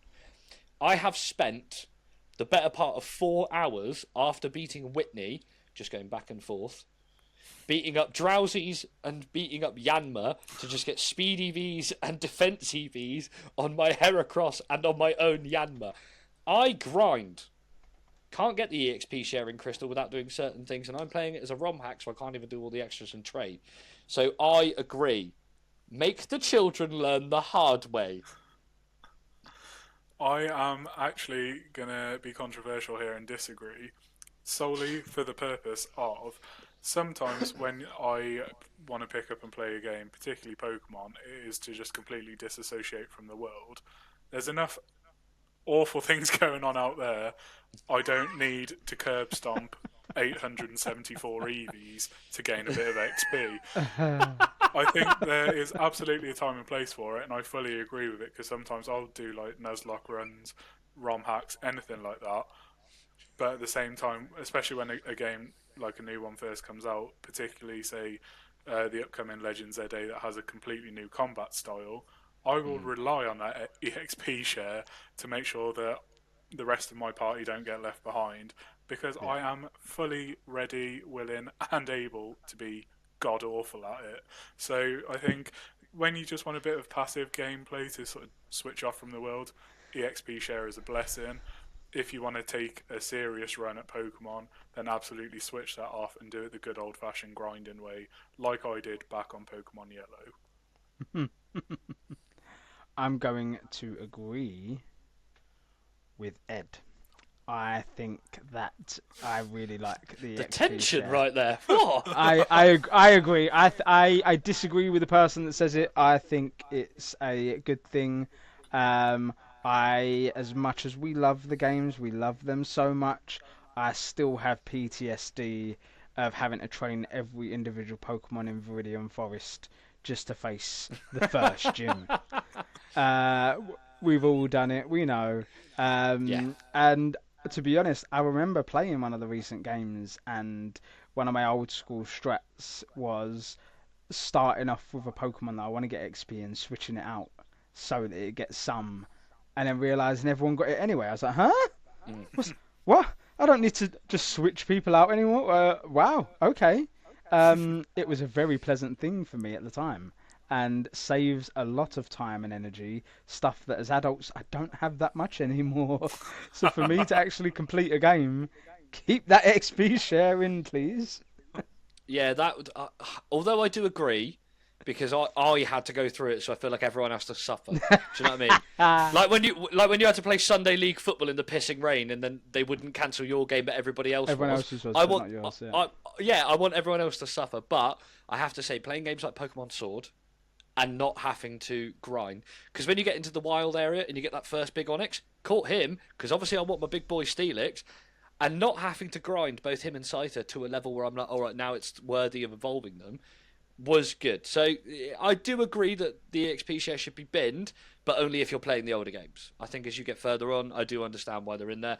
And shout out to Legend ZA for bringing us what is going to be a Mega Feraligatr, which is Water Poison. Don't make it Water Dragon. No more Water Dragons. Don't do it. I'll come in closer. Don't bloody do it, all right? Water Poison. Not asking for much in this universe. Just more Arbok cards and more poison types. Oh, I'm going to calm down now. I've got a little stress. So what you're saying is we need a regional variant of Arbok that's water poison. I wouldn't complain. I wouldn't even complain if they did a regional variant of Arbok that was dragon poison. I wouldn't care. I would live with it. But no, we're not having this conversation. Arbok should be a dark type, much like Luxray should be a dark type as well. Sort it out, Pokemon Company. I'll work for you. It's fine. All I ask for is packs and rent. into our second unpopular opinion, and this is one that I think could start fights in a pub if the lads were all around. Most starter Pokemon are actually mid, and people only use them because of societal pressure. Now, Tone looks like several blood vessels have just blown in his forehead, but as my favourite Pokemon is Arbok, and then Scizor, and then Steelix, and then Fortress, and then a few others which are non-starters. The only starter I truly love from the original 3 is Bulbasaur because of its poison typing. So I will agree that most people do use them in game because of societal pressure, or you feel like you have to. But I will say that there are starters out there that I don't think are mid by design.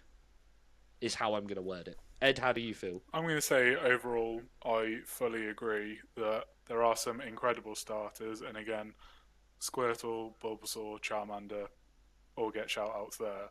But I feel like they get so rammed down your throat, and they also become like, because they're the mascot of that generation, all the plushies, all the merch, all the t-shirts, playmats, card sleeves, all of that is just these 3 Pokemon that more often than not are some of the worst designed ones in that era. I mean, Shout out Quaquaval. yeah, Quaquaval. You leave my boy alone. Never. Leave my Look, you get one dancing water duck type, alone. and you get one water type, and you've picked the turtle. Don't now get angry the duck's getting it, all right? The duck is a great duck. I'm going to go out and say it. I actually think that there are far more Pokemon that only have the one like evolution up, so a 2-stager, that are so much better than the 3-stage starter Pokemon.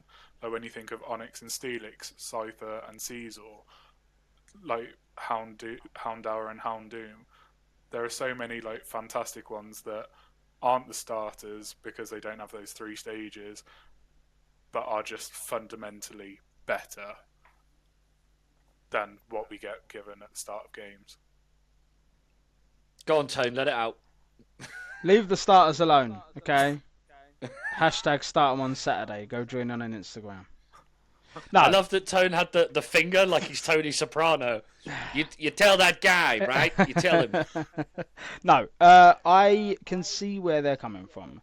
There are some starters, and I'm going to say more the later generations, where they started getting a bit crazy with it. That I can totally understand. However, I don't think there's any generation that doesn't have a great starter. And I might be starter bias here, maybe, but I think, again, you're starting a game with these Pokemon. There is always one normally that resonates to you, and it's what we all begin with. It's something nostalgic as well, Squirtle. But yeah, I think saying that most are mid, I wouldn't say I agree, because I think it depends what type of game you're playing, what typing you enjoy yourself, and I think a lot of them are strong. For instance, when I started my Violet run, I thought that Quaxley was the best because I always pick a water starter, and I don't normally think much of the others, and they start to grow on me.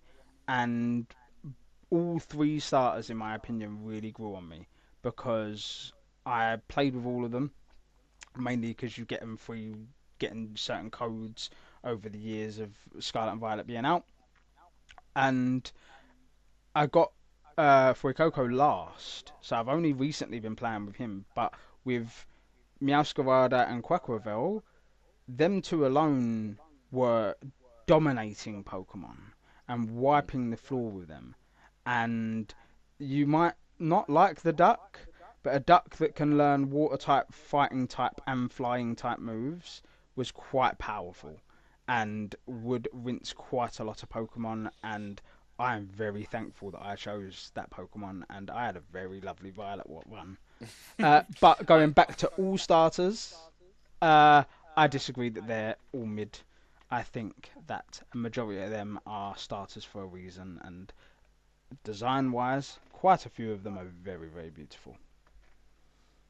I will say, before we move on to the next point, Meowscarada, or Sprigatito Florigato Meowscarada, that entire line, grew on me massively because I picked it as my starter for Scarlet because I have Scarlet. Although, again, I don't use it. I always play with the Poison type team. I put myself in a position where basically fighting anything psychic or ground is basically a futile existence until I get Tentacle.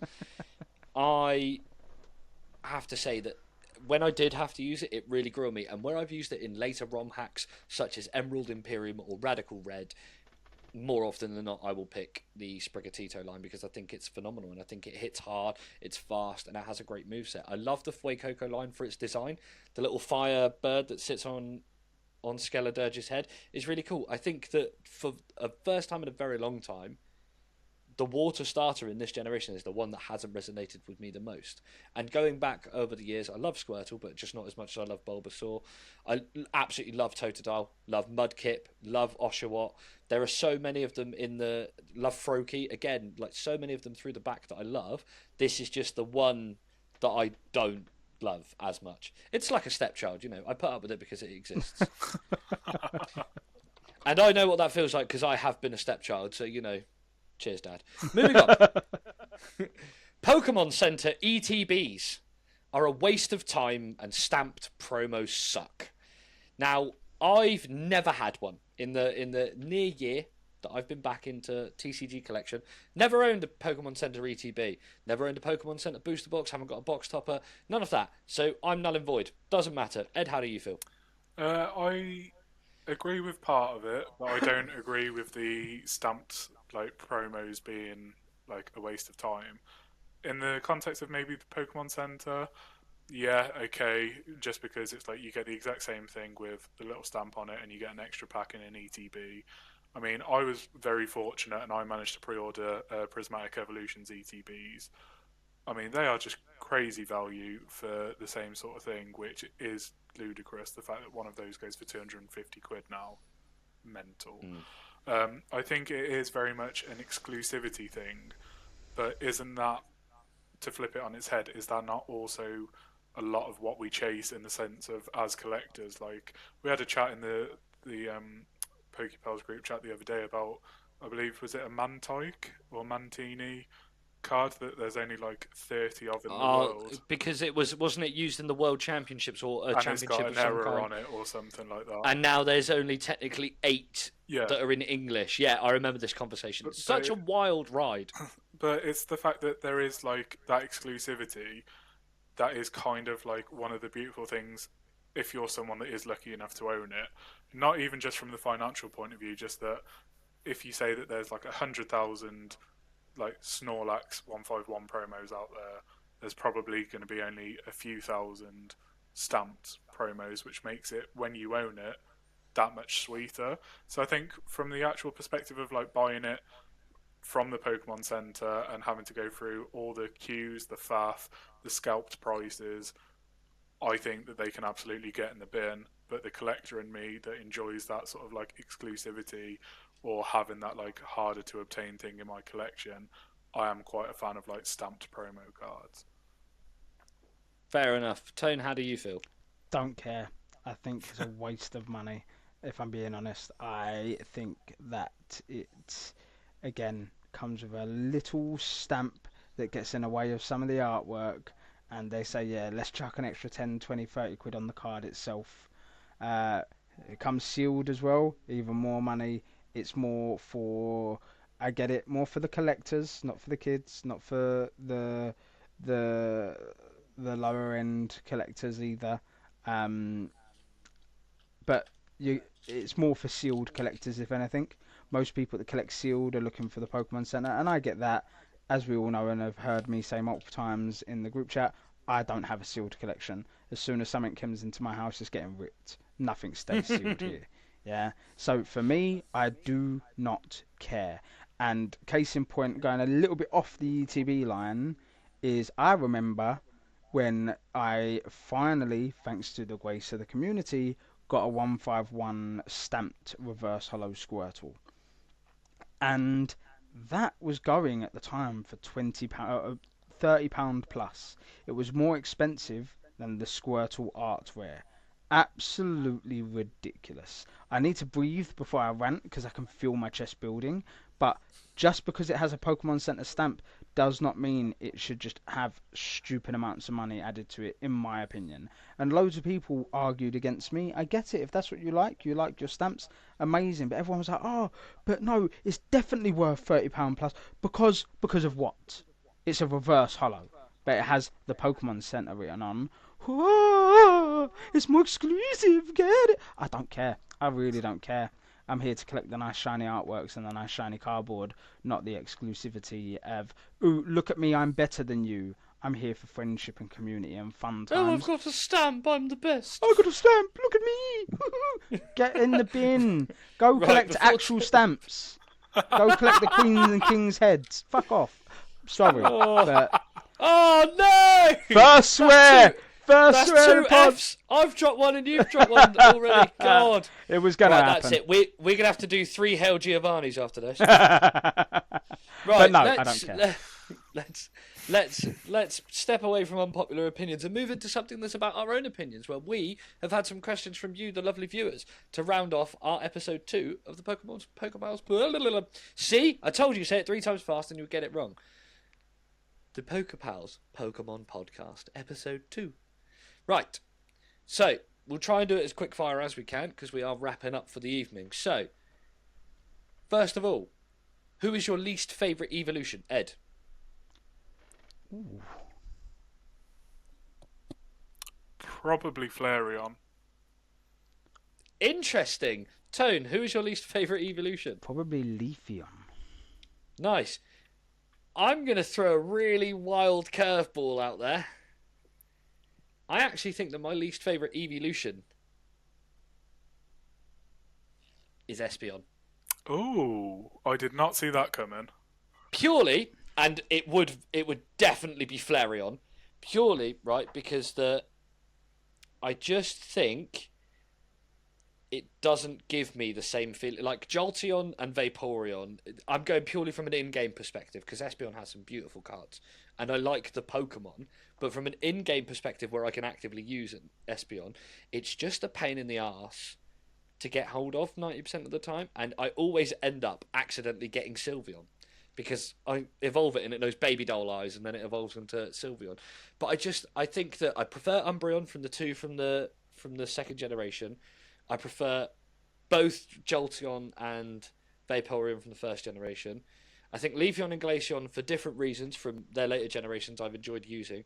And even Sylveon can hit really hard if you train it correctly and have it in the way. And it just leaves Flareon, I kind of give a pass because of the nostalgia, I guess. Mm.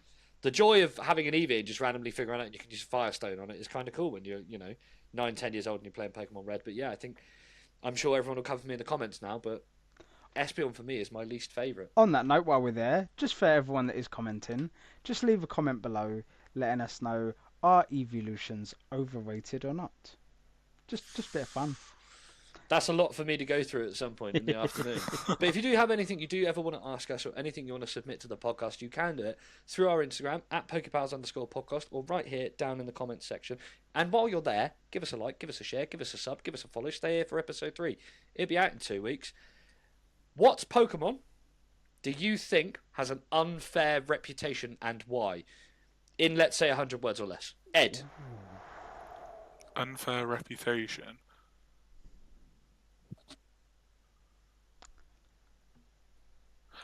I'm going to say Onyx, purely because everybody loves Steelix, the far more popular version of it, obviously the evolution.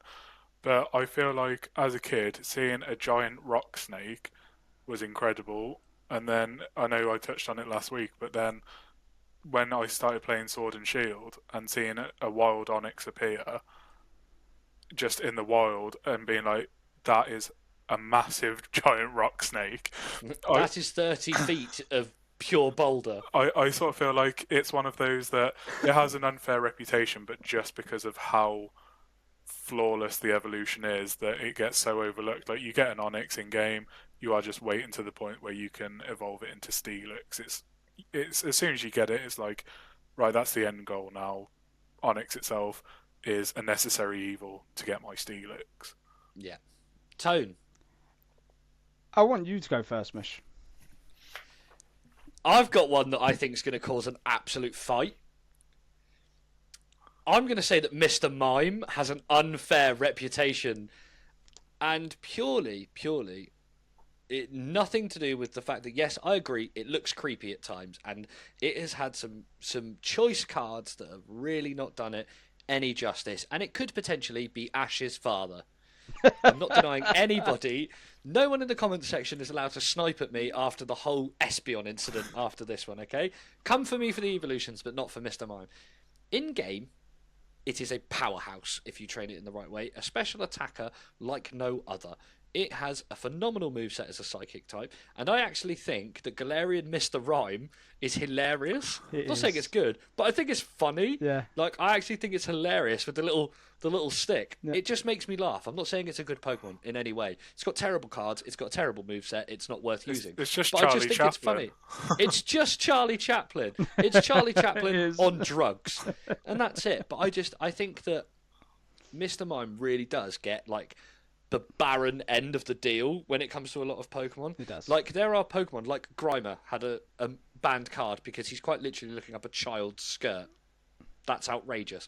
Porygon killed several children by giving them seizures in an episode. And again, Porygon gets a really poor reputation. But I'm saying that Mr. Mime gets too much hate. Not even saying that I particularly enjoy Mr. Mime. I'm just saying I think he gets a really unfair share of the deal. Tone, go on, say Mr. Mime. I am going to jump on both yours a little bit because I was absolutely shocked that Ed said Onyx, because Onyx was a big favourite of mine growing up, and to know that there's anyone in the world slandering Onyx boiled me a bit, because how dare you? Onyx is a great Pokemon. If there's anyone out here listening that does not like Onyx, you need to re-educate yourself. Respectfully. Okay? If you don't know, get to know. I admit Steelix is possibly better, and I've got a lot of love for Steelix, but it's also because nostalgia-wise, I love Onyx. That's no shade to Steelix. Like I said, possibly, if not, definitely better. I had two Pokemon come to mind instantly. First was Mr. Mime. Instantly, I was like, gets far too much hate. People relate it to clowns, I get it. People will say it's creepy and it doesn't speak, and mimes are creepy, I get it. But it is a cool Pokemon. Leave the boy alone. Second Pokemon I thought, very close in the Pokedex, is Jinx. Far Jinx can too get in much the bin. hate. Don't even Far defend that. too much hate for Jinx. Don't even defend that. Absolutely. Leave Jinx alone. Bless her heart. She gets far too much hate for no reason, in my opinion. However, going back on our podcast, I am going to say, for very specific reasons, my boy Quaquavel. Leave him alone! Leave, because I know that he is the most hated starter of Scarlet and Violet. I see the polls. I see people talk about it all the time. What a beautiful boy. Leave him alone. And that is my take. I just think, mate, if you have to redesign a Pokemon, all right, just get rid of that Pokemon. And it didn't help by giving them Smoochum. Okay, Smoochum's not an upgrade, all right? But we're moving on, because I'll start the Mush's moans and it'll be a whole new segment. A final couple before we go, and we had a little bit of a discussion about this one before we came on air so that I could prepare, having a little flash up of everybody.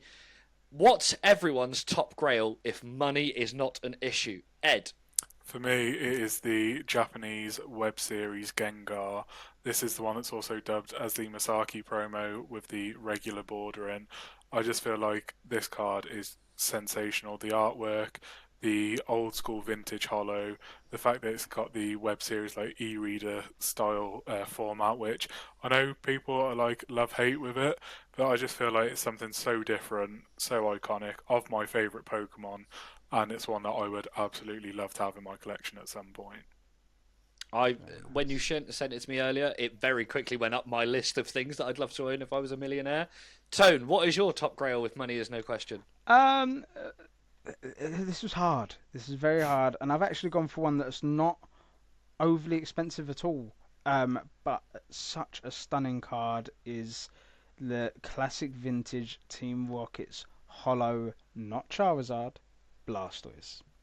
I still somehow do not own it, and it's such a stunning card. And not that one, the Rocket one. The Rocket one is the Rocket set and its artworks.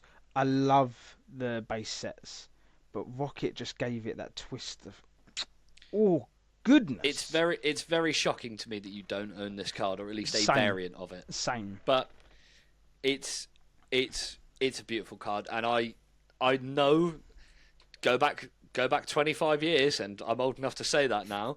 There is a very small Mush in a very tight Kangol tracksuit, hanging outside of a very dirty shopping centre in a very rough part of Boscombe, big up the south of England, holding a Dark Blastoise and handing it over in exchange for a Dark Venusaur, and thinking that I'd won. And now I look No. back, I actually And think I'm that Blastoise pretty is the better sure- of the three.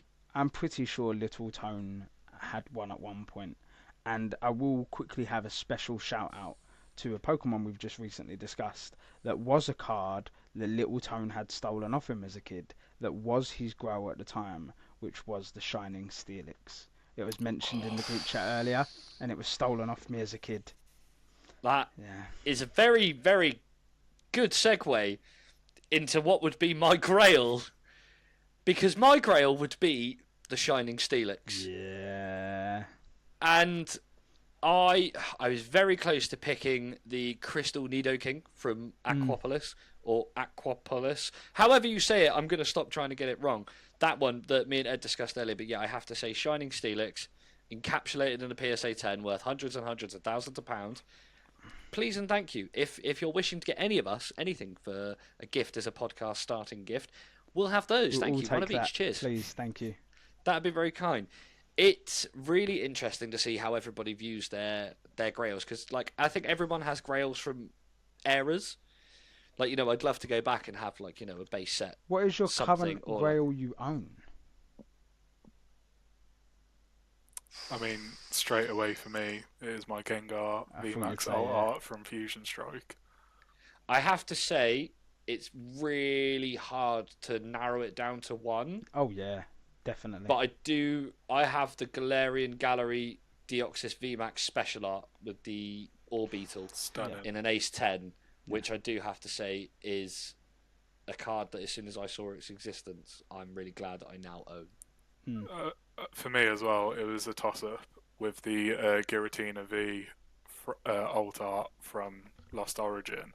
I do own that. Not going to disclose the language because that will affect people's opinions on it, but it was that artwork especially that made me fall in love with Shinji Kanda as an artist, and I was like, I need to explore everything that this person has done because Shinji never misses. No. Yeah, that card is it definitely, like, when I got back into collection and was looking up like cards of my favorite legendaries and favorite Pokemon and what was around and what was readily available, as soon as I saw it, I was like, one day I'll own one. Don't know how, don't know where, don't know when, but somehow I'll batter someone and take their really battered copy that's in their binder for like 300 quid, because it won't ever be cheap. What about you, Tone? Have you got a current Grail you have? Yeah, I could easily sit here and say a Squirtle, an Unknown, but a close second would probably be this, because I really wanted to pull it, and it's the only really big card that I've pulled myself that I was flabbergasted at pulling. But the one, going back to similar to what we are discussing, our Grails, the one card that has survived my childhood and is still in my collection, and I love it to pieces, is the Shining Gyarados. Oh wow. Yeah. That artwork is phenomenal. There's my second one of the podcast. I'm trying not to use that word too much more, but I can't describe that as anything other than that. That is AJ Styles in cardboard form. There's your wrestling reference. You get one an episode. Hit it. Go on. It honestly, it's another one of those that as soon as I was, you know, shown this card, explained, because there was a big chunk of the collection that I know nothing about, because, you know, I was off doing other things. Wine, Women and Song happened. It's definitely something that I sit back now and I look at and I go, do you know what I would give to just... I'd take a PSA 5 that just looked clean on the front. Mine I'll take is, the conditioning of mine is dubious at best, but it is mine, and we all know I love a raw card, and I love it. I think we can all agree as well, like the Shining cards are some Yeah. of the single most beautiful cards ever, like the Magikarp, Yep. the Steelix, the Mewtwo.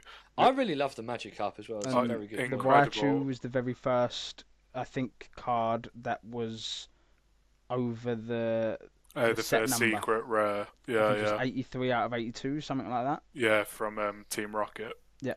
Yeah. That's Yeah, I mean, we could sit here and go on about grails and cars that we want to own until the cows come home, but we have enough time to squeeze in one more question, and I think this is quite a good one to round off because it's interesting. I'd love to know what everyone's going to pick, and I'm going to go first this time because I've let you two go first for the rest of it. So, if you could design a brand new Pokemon region based in any real world location, where would it be? Now, I would love, and it may well have been done and it may well have been based, because I know that Galar is based on the UK, which can include Scotland, England, Ireland, and Wales, but I'm saying Scotland. I would love to see a Pokemon region set in Scotland. Mountains, snow, countryside, wide open spaces, phenomenal regional variants you could do. Sea, sun, sand, snow. It's got every kind of All right, we get it. know, You just want to weather and impress local. Ross. Okay, we get it. No, I don't, because I was actively beforehand going to pick the France, like the Alps and things, and mountains. Basically, I just want mountains and a country that has a bit of everything. Yeah. And Scotland's just easier because I've got family there, so I know what it kind of looks like. But it's got a little bit of everything when it comes to location, weather, setting, and style. And I just think it would be really cool to be able to do a region there because the Pokedex would be quite varied and would have a lot of options. So for me, I'm saying Scotland. Ed, who would you pick and why? Where? Just before we move on, would we then get a regional Horlucha called Masked Bird? No, it'd be Eagle Wrestler. Then Luckily, whatever we name it, cool. Ross would be able to pronounce. first time. Their no, mythical no. would surely be a Nessie type of Pokemon. Okay. Oh, you'd have to have a Gyarados that'd be a regional variant of the Loch Ness. Yeah. Yeah, that'd actually be. And Incineroar would be green and white for Celtic instead of black and red, or blue for Rangers. I don't know which one's more popular. That will be the One of two. legendaries. The Rangers versus Celtic. Just Rangers and Celtic. In Concord, Trubbish will be wearing a Hibs shirt because I've heard that nobody likes Hibs. Anyway, Concorder will do a caber toss instead of his cement pillars. Machamp will have a kilt on. Right, now we're just bullying Stunning. Scotland, and it's not fair what I want to do. No, shout out Scotland. I Go on, Ed. would actually go for my family's country of origin, and I would go for Poland. It is a country that balances industrial, it balances countryside, it has the rich history, obviously, throughout World War II and everything that surrounded that. It's got the beautiful European buildings. It has the most cosmopolitan approach from an unassuming place. The mascot for Poland is an eagle, so straight away you have a legendary Pokemon there. I feel like it's just one of these areas that people don't necessarily know. They know the history of World War II, but they don't know the history of the country. They don't know how different the cities are from the country and everything that makes it up. So I would actually say that a Polish region would be sensational. I really like that. I really think that's a really nice way to look at it. And I couldn't agree more. I think that's a really, really pretty way to approach it. And also, if your nation's mascot is an eagle, surely it's just a Horlucha. Everything relates back to Horlucha. Tone, you can't say the Emirates Stadium, so I'm wondering what you're going to say. No, I'm a bit perplexed. I find it quite funny actually because I'm quarter Scottish, quarter Polish, and you've both named both of them. So it's quite. I think the first thing that popped into my mind was Egypt. That was the first place that popped into my mind. It would be cool. I think Straight it would off be the bat, really that would be cool. sick. A really fun region to explore. I'd love a Cofagrigus that opens. Yep. I would also love unknown variant hieroglyphs. Yeah, that Yeah. would be sick. So I think I'm going to say Egypt. Yeah, that's. Nice. I think that everybody's. Although you've not really had much time to prepare an answer, I think everybody's answered with an idea that you're basing it on something in the region that really appeals to you. Like I really love. That's why I love Unova and the Hoenn region because there's so much variant in places. Yeah. And like Hoen's got loads of water and land, and that's the whole reason it all kicks off in Emerald. But it works really well, and I love Unova because it's got so much else going on as well, and the desert areas and the sea and everything else. And I love variety. I love a generation that brings me variety, and Ed bringing it back to his his roots and where he comes from and what means a lot to him and the history behind it all. You could have some really cool regional variants and a really cool set of starters in there. Yeah. And again, Tone for you doing Egypt, where even just bringing the idea of unknown hieroglyphs sold. I would love to see that. That would be really cool. I've got this really cool idea that you'd go into like a pyramid for like a movie, and then the hieroglyphs would come off the wall and float away. Oh, Yeah. It would be sick. Do you know? It's like when you first see the unknowns in the 2000 movie. Yeah. And they just circle around you and off. It would be sick.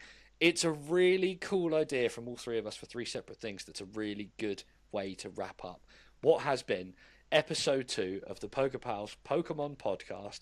Say it 3 times fast for episode 3 that will be out in 2 weeks' time. From me, the Pokemosh, the Mush who loves them all. From the man that can bend a frying pan at will, the strongest man in Pokemon, Eddie. And from the man that moans with the biggest bone in the zone and Tone.